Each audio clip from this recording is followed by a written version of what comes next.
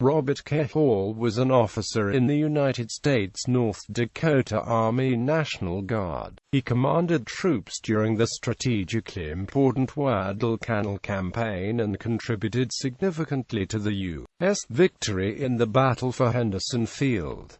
Pre-World War II. During the 1930s, as a captain in the part-time National Guard, he was known for his serious attitude towards training. Hall's experience in WWI impressed the men, as did his serious demeanor and taciturn nature. Guadalcanal. As a lieutenant colonel, he commanded 3rd Battalion, 164th Infantry during the battle for Henderson Field in the Guadalcanal campaign. His regiment, part of the U.S. Army's American Division, had only just arrived on Guadalcanal as an emergency reinforcement and would become the first U.S. Army unit to see action during World War II. In the middle of a dark and rainy night on the 24th of October 1942, under close combat conditions, he and Lt.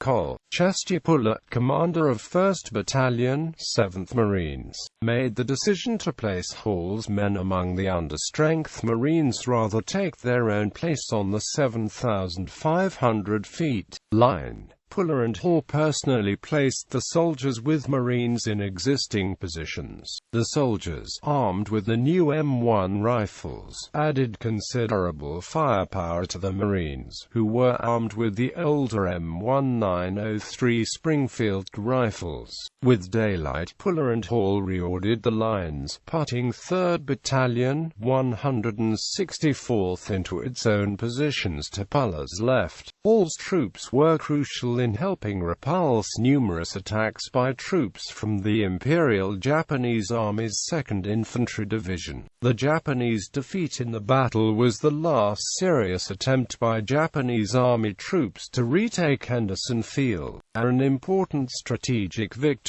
for the United States and its allies. Acting on the recommendation of Puller, 1st Marine Division Commander A.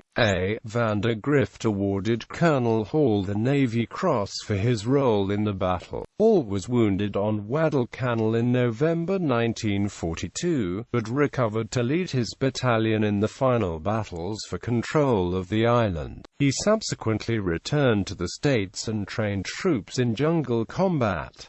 He retired from the Army at the end of the war. Awards and AMP decorations. Legacy. The command relationship between Hall and Puller and a merged battalion is still studied in military schools. After the battle, the 164th Infantry was informally called the 164th Marines, and members were welcomed at Marine reunions for many years.